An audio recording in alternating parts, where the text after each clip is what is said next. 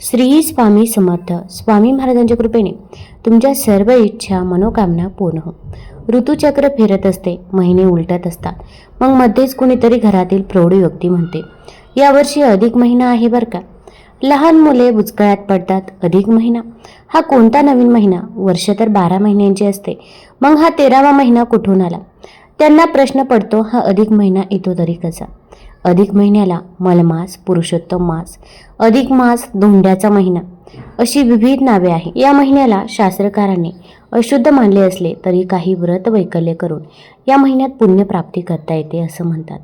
या महिन्यात उपवास करणे किंवा एक भोजन करणे किंवा मौन भोजन करण्याचे व्रत करणे.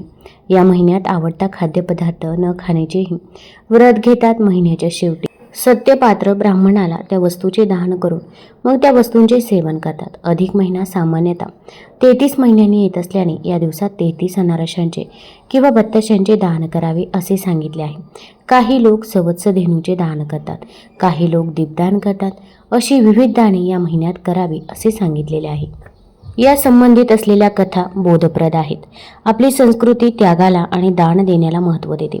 या महिन्यात अनेक दाने देण्यास सांगितले आहे. त्यातून हेच दिसून येईल की दान देण्याची सवय आपल्या हाताला असली पाहिजे.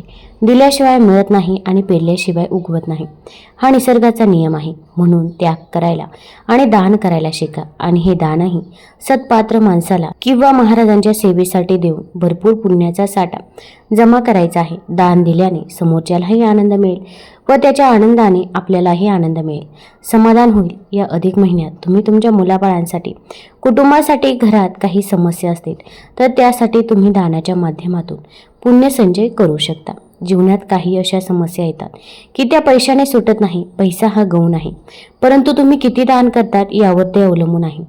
सर्व ठिकाणी पैसाच काम करत नाही, पुण्यही पाठीशी हवे असते. तुमच्याजवळ पुण्य संचय नसेल तर पैसाही काम करू शकत नाही. म्हणून पुण्य किती महत्त्वाचे आहे. अधिक मासात भरपूर पुण्य संचय करा, त्यामुळे मनाला शांती मिळेल. दुसऱ्याच्या आनंदाने आनंदी होणे ही मनाची उच्च अवस्था आहे, ती मिळवण्याचा प्रयत्न करा. या अधिक मासाविषयी एक कथा देखील सांगितली जाते. एके दिवशी तपोवनामध्ये अनेक ऋषीमुनी बसले होते. त्या ठिकाणी महर्षी व्यास आले. ते म्हणाले, आता पुरुषोत्तम मास येणार आहे. या महिन्यात स्नान, दान, व्रत, नियम अशी खूप कर्मे करायची आहेत. ऋषीमुनींनी अधिक मासाची माहिती व्यासांना विचारली. महर्षी व्यास म्हणाले, चंद्र सूर्याच्या गतीमुळे दरवर्षी 10 दिवसांचा फरक पडत असतो. म्हणून दर 3 वर्षांनी 1 महिना अधिक धरून काळमेळ बसवला आहे. तो अधिक महिना म्हणजेच पुरुषोत्तम मास होय. यापुढे महर्षी व्यास म्हणाले, या 13व्या महिन्याची कथा मला नारदांनी सांगितली. नारद पृथ्वीवरती फिरत होते, त्यावेळी त्यांना अनेक दुःखी माणसे दिसली. पृथ्वीवरील माणसांचे दुःख कसे दूर करावे याचा विचार करत नारद वैकुंठाला गेले. भगवान विष्णू ध्यान करत होते. नारदांनी विष्णूंना विचारले की आपण कशाचे ध्यान करता? भगवान विष्णू म्हणाले, नारदा, अधिक मास येणार आहे. त्याचा स्वामी गोपाळ मुरलीधर पुरुषोत्तम आहे. त्याचे मी ध्यान चिंतन करत आहे. त्याच्या कृपाप्रसादाने अनेकांचे दुःख कमी होतील. त्या अधिक मासाचे अतिशय महत्त्व आहे. नारद म्हणाले, देवा, मृत्यू लोकातील माणसे दुःखी आहेत. त्यांचे दुःख नाहीसे करणाऱ्या अधिक मासाची कहाणी आपण सांगावी. आपले विचार पृथ्वीवरील लोकांना मी ऐकवेन आणि त्यांची दुःखे कमी होऊ शकतील. श्री विष्णू म्हणाले, चंद्र सूर्याच्या गतीमध्ये फरक पडतो. त्यांच्यात मेळ बसवण्यासाठी दर 3 वर्षांनी 1 महिना अधिक धरावा लागतो. या महिन्यात सूर्य संक्रांत नसते, म्हणून त्याला मलिन महिना किंवा मलमास म्हणतात. या महिन्यात लग्न कार्यादी मंगल कार्य करत नाही. मी त्या मलिन अधिक महिन्याला पुरुषोत्तम दिव्य रूप प्राप्त करून दिले. गोपाळ श्रीकृष्णाने वर दिला की या महिन्यात तीर्थस्नान, व्रतनियम वगैरे धर्माचरणाचे पुण्यकर्मे करतील. त्यांना पुरुषोत्तमाची कृपा प्राप्त होईल. तसेच त्यांच्या जीवनाचे सार्थक होईल. त्यांचे मनोरथ पूर्ण होतील. एके दिवशी पांडवांनी कोणते व्रत करावे म्हणून श्रीकृष्णाला विचारले. त्यावेळी श्रीकृष्णाने उत्तर दिले, अधिक मासातील व्रत करावे, नियम पाळावेत व पुरुषोत्तमाची सेवा करावी. श्रीकृष्णाने सांगितल्याप्रमाणे पांडवांनी सर्व पुण्यकर्मे केली. त्यांना राज्य मिळाले व ते सुखी झाले. अधिक मासामध्ये अनेकांनी पुण्यकर्मे दान करून जीवन सुखदायी बनवले. अधिक मासात कळत न कळत पुण्य घडले तरी भगवान श्रीकृष्ण भक्तांचे कल्याण करतात. त्यासाठी अधिक मासामध्ये पुण्यकर्मे करावेत. दानधर्म करून पुण्य संचय करावा. मग 2026 मध्ये अधिक मास कधी येत आहे, तसेच आपण या महिन्यामध्ये काय करावे, काय करू नये या महिन्यामध्ये जावयाला वाण का देतात, तसेच कोणतं वाण द्यावं, तसेच महिलांनी या महिन्यामध्ये जोडवी का करावी, आपल्या आईची ओटी का भरावी आणि आई विधवा असेल तर काय करावे, या सर्वच गोष्टींबद्दल मी तुम्हाला आज माहिती देणार आहे. तत्पूर्वी तुम्ही ऑलराऊंडर या मराठी यूट्यूब चॅनलवरती नवीन असाल तर चॅनल लाईक करा आणि सबस्क्राईब देखील करा. तसेच कमेंटमध्ये श्री स्वामी समर्थ किंवा ओम महालक्ष्मी नमः किंवा ओम नमो भगवते वासुदेवाय लिहायला विसरू नका, जेणेकरून आपल्याला देखील माता लक्ष्मीचा, भगवान विष्णूंचा आशीर्वाद नक्कीच प्राप्त होईल. हा महिना भगवान विष्णूंचा आवडता महिना मानला जातो. या काळात विष्णू सहस्रनामाचे पठण आणि उपासना महत्त्वाची मानली जाते. याशिवाय पवित्र नद्यांमध्ये स्नान, गोदान, दीपदान आणि तांबूलदान महत्त्वाचे आहे. भागवत पुराण आणि पद्मपुराण यांसारख्या धर्मग्रंथामध्ये नमूद केल्याप्रमाणे प्रत्येक महिन्याशी एक अधिष्ठात्री देवता संबंधित आहे, परंतु अधिक मासासोबत कोणतीही अधिष्ठात्री देवता जोडलेली नाही. यामुळे तो अपवित्र महिना म्हणूनही ओळखला जाऊ लागला. मलमास किंवा अपवित्र महिना असल्याने यात कोणतंही शुभ काम करण्यास मनाई केली जात होती. यामुळे व्यथित झालेल्या मलमासाने विविध देवांकडे जाऊन आपल्या अधिष्ठाता होण्यासाठी विनवणी केली, परंतु कोणीही त्याचा स्वीकार केला नाही. देव आणि मनुष्याने त्यागलेल्या या महिन्याने वैकुंठात विष्णूला शरण जाऊन त्यांची प्रार्थना सुरू केली. विष्णू त्याच्यावर प्रसन्न झाले आणि त्यांनी या महिन्याला श्रीकृष्णाला शरण जायला सांगितले.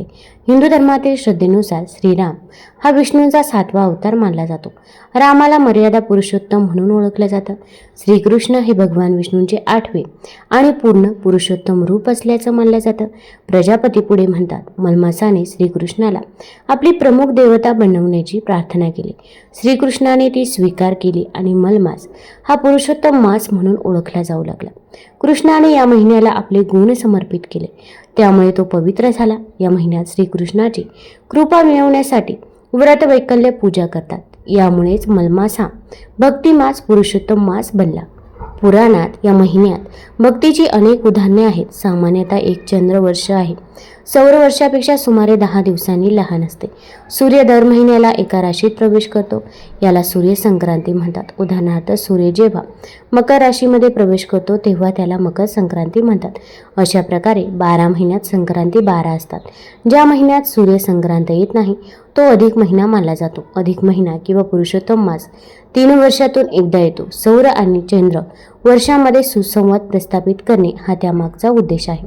आता हा अधिक मास कधीपासून सुरू होत आहे तर ते आपण बघणार आहोत. आता मे 2026 मध्ये अधिक मास असणार आहे. वैशाख अधिक ज्येष्ठ शके 1948. आता यामध्ये 16 तारखेला शनी अमावस्या आहे. या दिवशी शनी जयंती देखील आहे. 16 तारखेला वैशाख महिना हा संपत आहे. शनिवारी वैशाख महिना संपत आहे आणि 17 तारखेपासून अधिक मास सुरू होत आहे. अधिक ज्येष्ठ मासारंभ, गंगा दशरा प्रारंभ, चंद्रदर्शन 17 तारखेपासून अधिक महिना सुरू होत आहे. त्यामुळे या अधिक महिन्याला अनन्यसाधारण महत्त्व आहे. तसेच आता या अधिक महिन्यामध्ये अनेक सण उत्सव देखील येत आहे. 21 तारखेला गुरुपुष्यामृत योग आहे आणि गुरुपुष्यामृत योगावरती जर आपण काही खरेदी केलं तर त्यामध्ये 13 पटीने वाढ होत असते. त्यामुळे जर अगदी तुम्हाला जोडवी खरेदी करायची असेल किंवा इतर काही खरेदी करायची असेल, सोने चांदी, तर तुम्ही 21 तारखेला खरेदी करू शकता. त्यानंतर जून महिन्यामध्ये देखील अधिक ज्येष्ठ महिना आहेच. तर 3 तारखेला संकष्ट चतुर्थी असणार आहे. त्याचसोबत 11 तारखेला कमला एकादशी असणार आहे आणि 14 तारखेला दर्श अमावस्या असणार आहे. आणि जो काही अधिक महिना आहे तर तो 15 तारखेला संपत आहे. 15 तारखेला या दिवशी योगायोगाने सोमवती अमावस्या देखील आहे. सोमवार असल्या कारणाने या दिवशी सोमवती अमावस्या आहे आणि याच दिवशी अधिक ज्येष्ठ समाप्ती असणार आहे. 15 तारखेला अधिक मास हा संपत आहे. त्यामुळे हा जो काही 1 महिन्याचा काळ आहे त्या काळामध्ये आपल्याला जेवढ्या सेवा करता येईल तेवढ्या सेवा आपण आवर्जून करायच्याच आहे. आता या अधिक मासामध्ये 33 आकड्याला देखील महत्त्व आहे. वशिष्ठ सिद्धांताप्रमाणे अधिक महिना हा 32 महिने 16 दिवस आणि 8 तासानंतर म्हणजे साधारण 33 महिन्यानंतर येतो. या 33 महिन्यांसाठी म्हणून 33 वस्तूंचे दान केले जाते. याचा उल्लेख अनेकदा 30-3 असा देखील केला जातो, कारण महिना 30 दिवसांचा असतो. या काळात काही लोक महिनाभराचे व्रत ठेवतात. उदाहरणार्थ, जर एक वेळ कथा वाचनाचे व्रत करत असाल तर शेवटचे 3 दिवस दिवसातून 2 वेळा करून हे पुढील 3 दिवस भरून काढावे लागतात. 33 ही संख्या अधिक मासामध्ये महत्त्वाची आहे. 33 कोटी देव असल्याने 33 ही संख्या महत्त्वाची मानली जाते.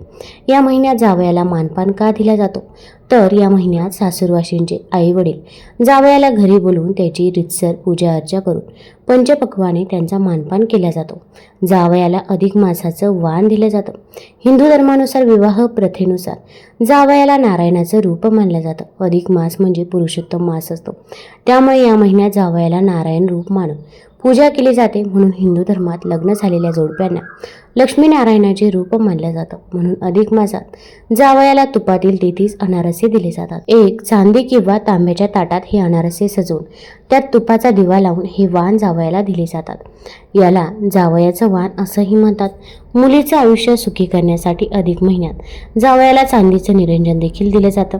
देवी लक्ष्मी आणि भगवान विष्णू यांचा आशीर्वाद मिळवण्यासाठी दीपदानाला महत्त्व आहे. म्हणून जावयाला निरंजन दिल्यामुळे तुम्हाला लक्ष्मी आणि भगवान विष्णूचे आशीर्वाद मिळतात. तुम्हाला प्रश्न पडला असेल चांदीचं का द्यावं, तर लक्ष्मी मातेला चांदी अतिशय खूप प्रिय आहे, त्यामुळे चांदीचं निरंजन द्यावं. जेव्हा तुम्ही चांदीचं निरंजन जावयाला देतात तेव्हा तुमच्यावरील यम, शनी, राहू आणि केतू ग्रहांचे वाईट परिणाम कमी होतात. म्हणून तुम्ही जावयाला अधिक मासात नक्की घरी बोलवा.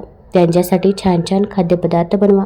त्यासोबत 33 अनारसे, 33 बत्तासे सोबत एक चांदीचं निरंजन देऊन 33 दिव्याने जावयाला नक्की मोक्षवान करा. आता प्रत्येकालाच हे शक्य होत नाही, पण आपापल्या परीने आपल्याला जेवढं शक्य होईल तेवढं आपण करायचं आहे. आता काही लेकी समजून घेतात आणि काही लेकींचा तर अतिहट्ट आईकडे असतो की मला ही गोष्ट पाहिजेच आहे.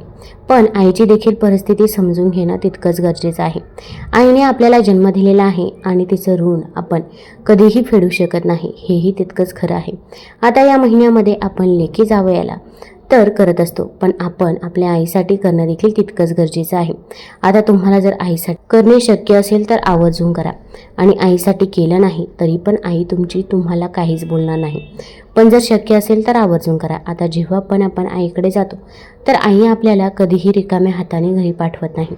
ती आपल्या हातामध्ये काही ना काही देतच असते.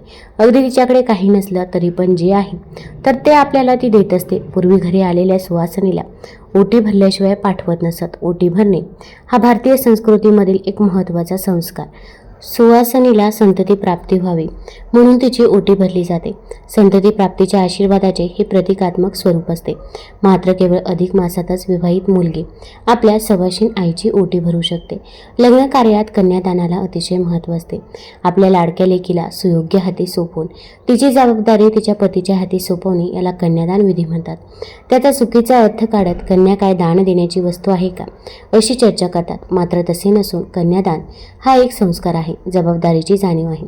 पण ज्या मुलीला लाडाकोडानं वाढवले तिची जबाबदारी दुसऱ्याच्या हाती सोपवण्यासाठी आई वडिलांना कठोर व्हावे लागते. त्यांच्या त्यागामुळे तिला तिचे हक्काचे घर मिळते. त्या कृतज्ञतेची छोटीशी परतफेड म्हणून विवाहित मुलगी अधिक मासात आपल्या आईची ओटीही भरत असते. अधिक मासात सगळीच पुण्यकर्म केली जातात. त्यात आणखी एका पुण्यकर्माची भर म्हणून आईची ओटी भरली जाते. वास्तविक पाहता मुलगी सासरी निघाली की तिची ओटी भरतात, परंतु अधिक मासात आईची ओटी भरून तिने आपल्या पदरात टाकलेल्या सौभाग्यप्रती छोटीशी कृतज्ञता व्यक्त केली जाते. पुढच्या जन्मी तुझ्याच उदरी जन्म मिळावा असाही यामागे अर्थ होतो. विवाहित मुलगी आईची ओटी भरू शकते, परंतु सासूची ओटी भरू शकत नाही. कारण लग्न करून घरी आल्यावर सासू आपल्या सुनेची ओटी भरून आपला मुलगा राजी खुशी तिच्या पदरात देते. सासूकडून आशीर्वाद रूपी मिळालेली ओटी तिला परत करता येत नाही. त्यामुळे अधिक मासामध्ये आपण आपल्या आईची ओटी भरू शकतो, पण आपण आपल्या सासूची ओटी भरायची नाही. आता अगदी तुम्हाला सासूला साडी घ्यायचीच असेल तर साडी घेऊ शकता, पण ओटीही भरायची नाही. आता या अधिक मासामध्ये आपण आपल्या आईसाठी देखील जोडवी करू शकतो, आणि तसेच आता आपल्याला स्वतःला जोडवी करायची आहे. मग ती जोडवी कोणाकडून करावी, तर तुम्ही अगदी ती जोडवी आईकडून देखील करून घेऊ शकता किंवा अगदी तुमच्या पतीकडून जरी जोडवी करून घेतली तरी पण चालेल. पण या अधिक मासामध्ये आपण जोडवी ही आवर्जून करायचीच आहे. 3 वर्षातून एकदाच असा सण येतो जेव्हा आपल्याला जोडवी बदलायचा मुहूर्त हा मिळत असतो. प्रत्येक भारतीय महिला बोटात जोडवी घालते. त्यामागे अनेक धार्मिक, सांस्कृतिक आणि वैज्ञानिक कारणे असतात. चांदीची जोडवी घालण्याचे प्रचंड फायदे असतात. तसेच ती जोडवी घालण्यामागे महिलांच्या आरोग्याचाही फायदा असतो. जोडवी घालण्याचे धार्मिक आणि सांस्कृतिक कारण म्हणजे जोडवीला लग्नाचे प्रतीक मानले जाते. ती 16 शृंगाराचा एक भाग आहे. शास्त्रानुसार पायाच्या दुसऱ्या आणि तिसऱ्या बोटात जोडवीही घातली जातात. बोटात जोडवी घातल्याने वैवाहिक जीवनात आनंद मिळतो आणि देवी लक्ष्मीला प्रसन्नता मिळते. हे नकारात्मक ऊर्जेपासून बचाव करण्याचे देखील प्रतीक आहे. तसेच सौभाग्याचेही प्रतीक मानले जाते. चांदी ही एक थंड धातू आहे जी शरीरातील उष्णता नियंत्रित करते आणि नकारात्मक ऊर्जा देखील दूर करत असते. तसेच चांदीचा संबंध हा चंद्राशी जोडला जातो. चांदी घातल्याने मनाला शांती मिळते. तसेच ग्रहांचे अडथळे दूर होतात. असंही म्हटलं जातं, पायात कधीच सोन्याचं काहीच घातलं जात नाही. सोने भगवान विष्णूशी संबंधित आहे. मग अगदी तुमची भलेही कितीही परिस्थिती असो, पण या अधिक मासामध्ये पायात आपण सोन्याची जोडवी चुकूनही घालायची नाही. आपण चांदीची जोडवी घालायची आहे. अगदी बाजारामध्ये जी काही नकली जोडवी मिळतात तर ती जोडवी देखील चुकूनही घालायची नाही. आपण पायामध्ये चांदीची जोडवी घालावी. पायात जोडवी घालण्याचे वैज्ञानिक कारण म्हणजे जोडवी पायाच्या ज्या दुसऱ्या किंवा अगदी तिसऱ्या बोटात घातली जातात तेथील नस ही गर्भाशय आणि हृदयाशी जोडलेली असते. ही जोडवी घातल्याने त्या नसांवर हलका दाब पडतो, ज्यामुळे प्रजनन क्षमता वाढते आणि विना अडचण गर्भधारणेला मदत होत असते. जोडव्यांचा हा दाब महिलांच्या संप्रेरक प्रणालीला संतुलित करतो, ज्यामुळे मासिक पाळी नियमित राहते आणि थायरॉईड सारख्या समस्यांची शक्यता कमी होते. जोडवे ही केवळ एक परंपरा नाही, तर धार्मिक श्रद्धा, ऊर्जा, संतुलन आणि महिलांच्या आरोग्याशी जोडलेली धार्मिक प्रथा आहे. त्यामुळे आपण जोडवी ही आवर्जून घालायचीच आहे. आता जोडवी घालताना आपण काही चुका करायच्या नाही. तर आता जेव्हा आपण जोडवी घालत असतो तेव्हा आपण आपले पाय पाण्यामध्ये देखील टाकत असतो, तर त्यामुळे ही जोडवी झिजत असतात. तर जेव्हा आपण जोडवी घालत असतो तेव्हा ती जी काही पायामधील जोडवी आहे त्याच्यापेक्षा थोडेसे जास्त वजनाची जोडवी ही आपण पायामध्ये घालायची आहे. तसेच आपण नकली जोडवी चुकूनही घालायची नाही. आता जोडवी तुम्ही कधी खरेदी करू शकता तर 21 तारखेला गुरुपुष्यामृत योग आहे. अधिक मासामध्ये 21 तारखेला तुम्ही जोडवी आवर्जून खरेदी करू शकता. आणि तेव्हा जर तुम्हाला जमलं नाही तर अधिक मासामध्ये कधी पण तुम्ही जोडवी किंवा चांदीच्या काही वस्तू, अगदी पैंजण असतील, चांदीची चेन असेल तर या वस्तू खरेदी केल्या तरी पण चालेल. आता आपण अगदी आपल्या आईला देखील जोडवी भेटवस्तू म्हणून देऊ शकतो. तसेच अगदी निरंजन देखील भेटवस्तू म्हणून द्यावे. यामुळे आपल्याला माता लक्ष्मीचा आशीर्वाद हा प्राप्त होत असतो. आता या अधिक मासामध्ये आपण कोणत्या गोष्टी करू शकतो? सत्कार्यात शारीरिक, मानसिक, आर्थिक गुंतवणूक करावी. या महिन्यात शक्य तेवढे धार्मिक विधी, पूजापाठ करावे. स्तोत्र पठणामुळे सकारात्मक ऊर्जा निर्माण होते, म्हणून या महिन्यात अधिकाधिक स्तोत्र पठण करावे. या महिन्यात श्रीमद भगवद्गीतेतील पुरुषोत्तम महिन्याचे महात्म्य, श्रीरामकथेचे पठण, विष्णू सहस्रनाम स्तोत्राचे पठण आणि पुरुषोत्तम नावाच्या गीतेतील 14व्या अध्यायाचे पठण रोज अर्थासहित करावे. या महिन्याची कथा भगवान विष्णू, भगवान नरसिंह आणि भगवान श्रीकृष्ण यांच्या अवताराशी संबंधित आहे. त्यामुळे या महिन्यात या देवांची मनोभावे पूजा करावी. जर तुम्हाला पठण करता येत नसेल किंवा रोजच्या कामकाजाच्या धावपळीमुळे वेळ मिळत नसेल तर तुम्ही ओम नमो भगवते वासुदेवाय, ओम नमो भगवते वासुदेवाय या मंत्राचा जप देखील दररोज 108 वेळा करू शकता. या संपूर्ण महिन्यात अन्न फक्त एक वेळ घेतलं पाहिजे, जे आध्यात्मिक आणि आरोग्याच्या दृष्टिकोनातून चांगलं असेल. या महिन्यात दीपदानाला खूप महत्त्व आहे.